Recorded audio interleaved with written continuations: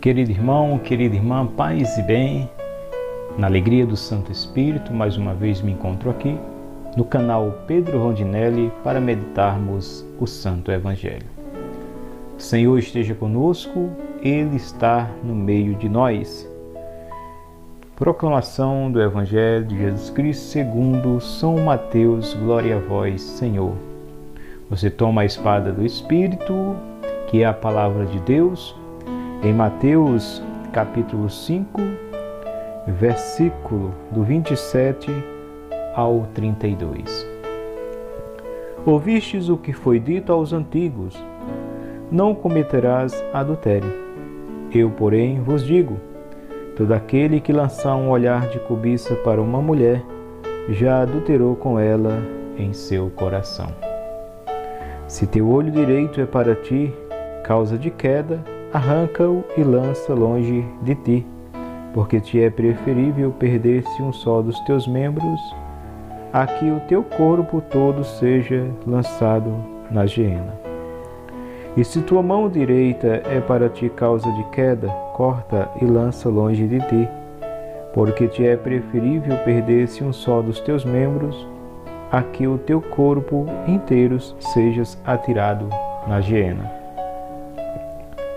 Foi também dito: todo aquele que rejeitar a sua mulher, dê-lhe carta de divórcio.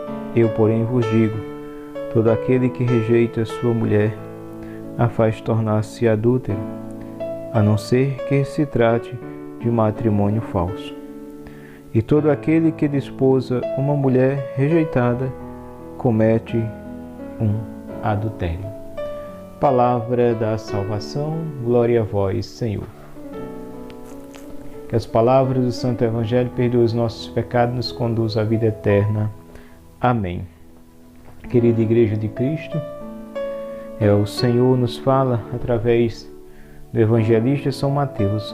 Ouviste o que foi dito aos antigos, Não cometerás adultério. Então aqui Jesus ele relata o que foi dito aos antigos, aos seus antepassados: não cometerás adultério. E ele vai acrescenta: eu, porém, vos digo: todo aquele que lançar um olhar de cobiça para uma mulher, já adulterou com ela em seu coração. É como que o Senhor nos diz: olha, ouviste o que foi dito aos antepassados de vocês: não deve cometer adultério. Eu, porém, vos digo: se lançar apenas um olhar de cobiça para uma mulher, já adulterou com ela em seu coração, diz o Senhor. Com essas palavras, o Senhor, Ele exige de nós santidade. Então, por isso o Senhor diz: cuidado onde lança os vossos olhos, cuidado na cobiça e no desejo do coração, para que não venha com isso prejudicar a sua alma, a sua salvação. E aqui ele diz: eu, porém, vos digo: todo aquele que lançar um olhar de cobiça para uma mulher, já adulterou com ela em seu coração. E ele continua: se teu olho é para ti causa de queda, arranca-o e lança longe de ti, porque te é preferível perder-se um só dos teus membros, a que o teu corpo todo seja lançado na geena. É bem verdade, se a gente fosse fazer isso, irmãos, arrancar um olho quando lançasse um olhar de cobiça para uma mulher, o que teria de gente sem olho? Mas o que o Senhor quer dizer não é arrancar totalmente um membro nosso, mas Ele quer mostrar a gravidade do pecado, que não é coisinha besta, como muitos de nós pensamos: um olharzinho ali, outro acolá. Mas o Senhor vem dizer que isso é pecado, que isso é grave. E quando Ele coloca a questão de arrancar um olho só, e é muito mais alegria ao coração entrar no céu sem um olho, do que tendo 2 olhos ser lançado no inferno. É que o Senhor quer mostrar a gravidade do inferno e que ele existe, é uma realidade que vai para lá aqueles que não querem ouvir a palavra no sentido de ouvir e praticar. O inferno, como muitos pensam que não existe, ele existe. E aqui a palavra está afirmando que esse inferno existe e que ele é tão ruim, que é preferível arrancar um membro da gente e ficar só com um, do que tendo todo o corpinho perfeito, bonito, e no final de tudo sermos lançados no inferno. Aqui o Senhor quer nos mostrar a gravidade do pecado. O Senhor não quer que a gente se mutile, né? Essa questão de se mutilar, essa questão de fazer penitências de uma forma que tire sangue da pessoa mesmo, né? Aquela penitência tão cruel para com o nosso corpo. Não é isso que o Senhor Ele quer, mas Ele quer que aconteça em nós o verdadeiro temor. Temor não é medo de Deus, mas medo do pecado. Medo de pecar e ofender o coração de Deus.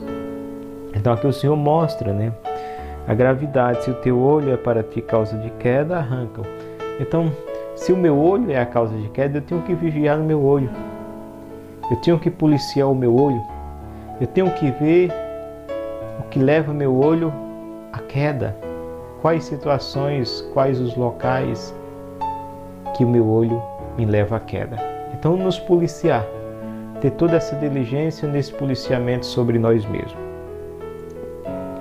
E ele continua: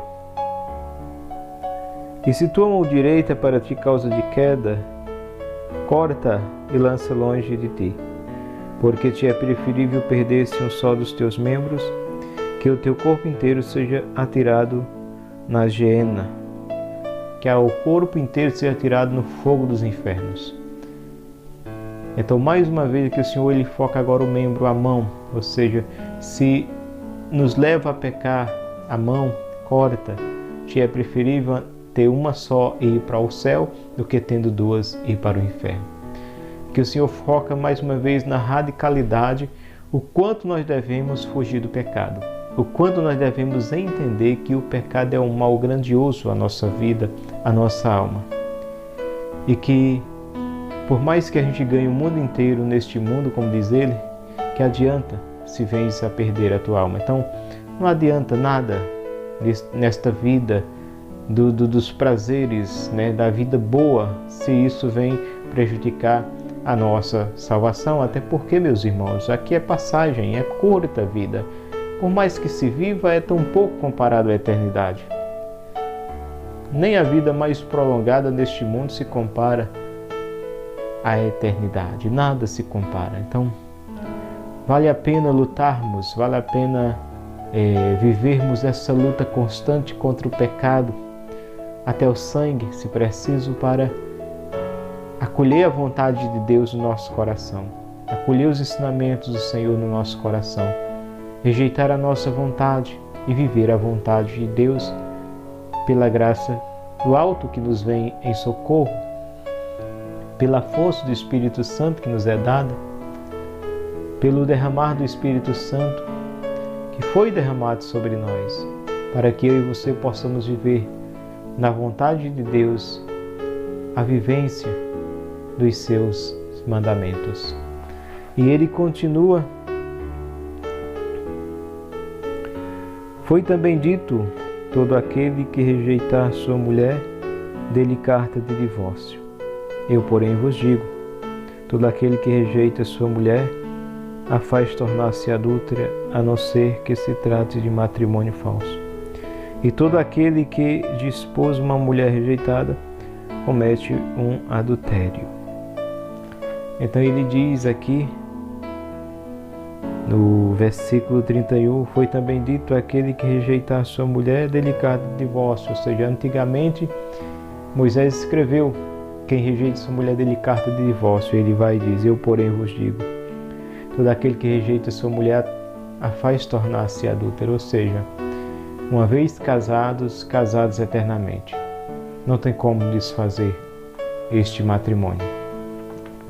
Uma vez, meu irmão, minha irmã, que nós recebemos o sacramento do matrimônio, quando a gente casou, este matrimônio é indissolúvel, como diz a palavra, e que rejeitando a esposa rejeitando o esposo, continuam casados. Mesmo que não estejam convivendo junto, continuam casados. E se aquela mulher arruma outra pessoa, ela comete um adultério contra o seu marido. E seu marido arruma outra pessoa, comete um adultério contra a sua esposa. É sério a questão do matrimônio. É uma coisa que não se pode mudar.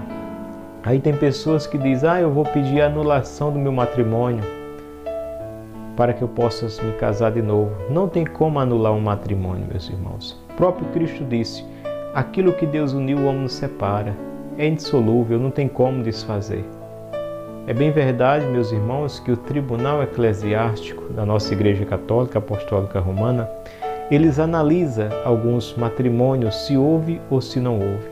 E não havendo matrimônio, não tem como desfazer algo que não houve. Então ele por si só já é desfeito.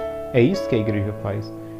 Mas uma vez o matrimônio tendo acontecido, ele não é desfeito.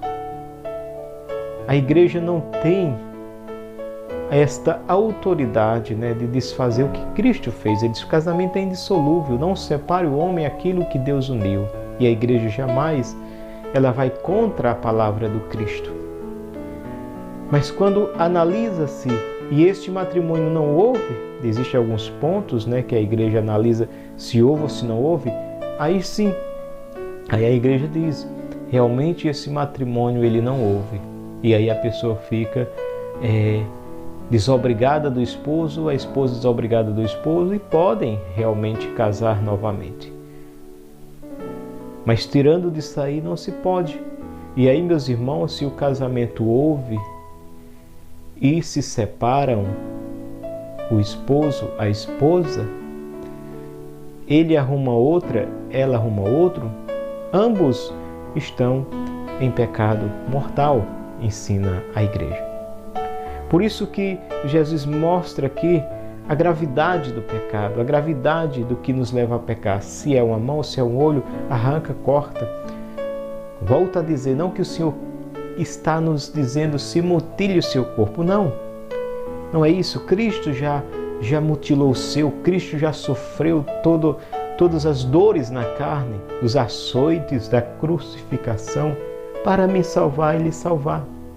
Não é isso que Ele quer, que a gente se mutile, mas Ele quer mostrar que o pecado é grave, é gravíssimo, é um mal grandioso na vida do homem e que nós precisamos nos separar dele, distanciar-se dele, assim como corta uma mão, assim como arranca um membro do nosso corpo. E que eu e você devemos nos esforçar para viver uma intimidade com Cristo, renunciando todo santo dia o pecado. Portanto, não separe o homem o que Deus uniu. Marido, esposa, se vocês estão em crise no matrimônio, vale a pena lutar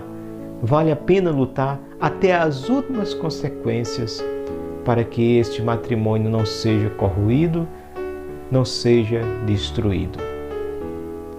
Lute, vale a pena, porque uma vez separando, vocês vão viver uma vida de pecado. Não queira, porque nada vale mais do que lutarmos pela nossa eternidade.